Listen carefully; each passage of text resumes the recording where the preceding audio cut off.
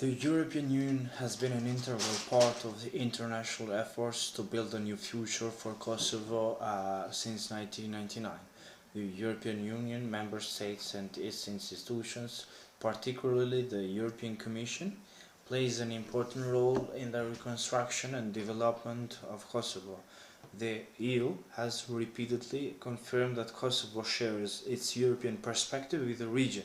In December 2007, the European Council confirmed that the EU would be ready to assist Kosovo's economic and political development through a clear European perspective, in line with the European perspective of the region countries. In February 2008, the Council reaffirmed its commitment to fully and effectively support the European perspective for the Western Balkans and asked the Commission to use community instruments to promote economic and political development and to propose to the broader region concrete measures in order to advance in that direction.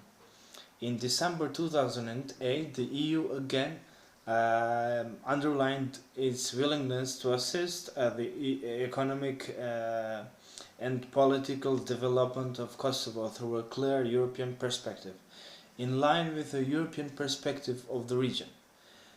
Kosovo has repeatedly confirmed its determination to make progress on its European agenda. We have recently signed a Stabilization Association Agreement, also got a recommendation for visa liberalization. We have a long road towards joining EU, but we are strongly determined for our future, and that is to be part of the family where we belong in the European Union. Kosovo is a potential candidate country. Kosovo signed the SSA or the Stabilization Association Agreement with European Union on October 27, 2015. It entered into force in 2016. And let me go back just a little bit. In October 2012, the Commission issued a feasibility study for stabilization and association agreement between the European Union and Kosovo. The study concluded that Kosovo is largely ready to open negotiations for a stabilization and association agreement.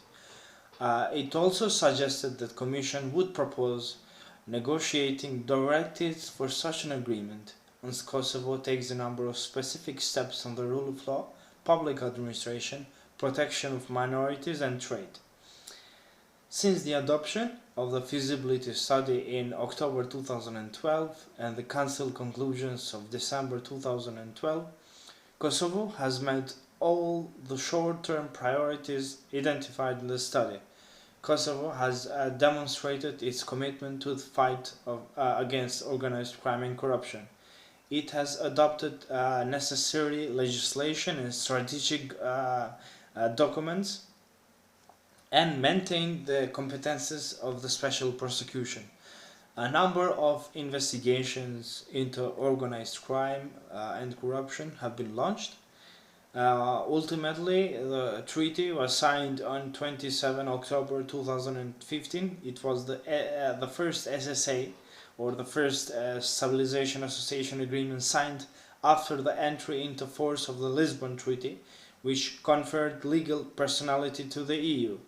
As a result of transfer of competences from member states to the EU in the Lisbon Treaty, an EU representative in Kosovo explained that unlike SSA with other countries of the region, this one will be exclusively the EU agreement. The EU will co-sign it as a legal entity. The agreement did not need to be individually ratified by each member state. The representative went on to say that since Kosovo is not recognized by the 5 member states, we had to issue a directive saying that the signing of the agreement will not signify that the EU or any other country recognize Kosovo as a state. The SSA entered into force on 1st of April 2016. 5 countries that still haven't recognized Kosovo have not closed doors for future partnership. We have great relationships with Greece, Slovakia, and also Romania. As the time goes and prosperity is achieved, I believe that we'll get recognized from all the EU countries. Well, I already explained where we stand. We have signed the SSA, or Stabilization Association Agreement, which is the first step towards EU. There is a lot of work that needs to be done from our side. There are good signals from the government and all other institutions to cooperate and work on this process. I'd like to mention another thing that is really important.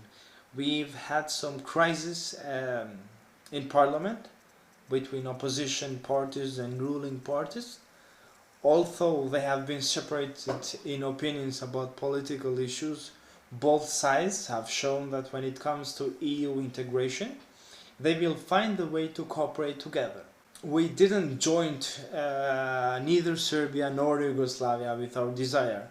Our struggles for independence start really early.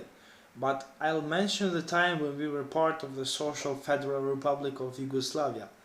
Protests of 1968 and 1981 demonstrated the need of Kosovo's people to be free.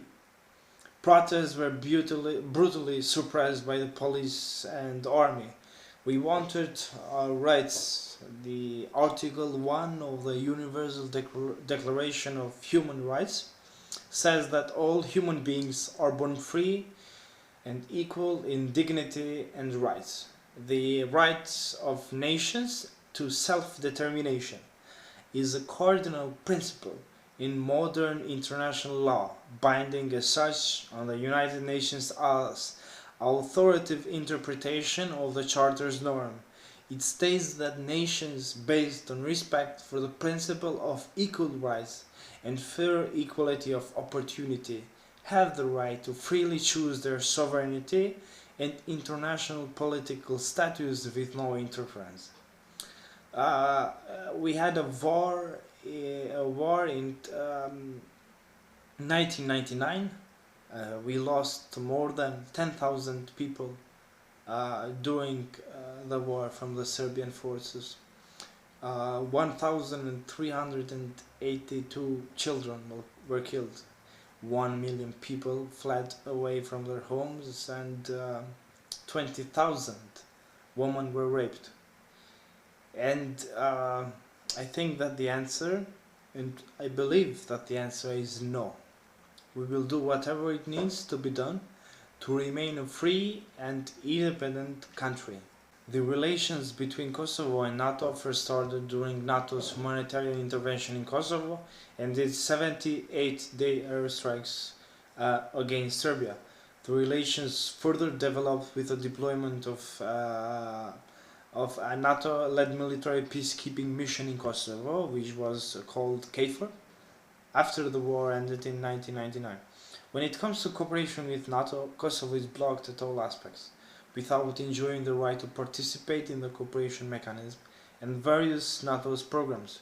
Kosovo has not established any official bilateral relationships with NATO, making it the only Western Balkan country not to have any form of cooperation with NATO's North Atlantic. But that is not our fault. In spite of the challenges, Kosovo's friendly NATO member countries have insisted that Kosovo should move forward with its partnership for peace and NATO membership. And I'd like to emphasize that we are one of the most pro-European countries.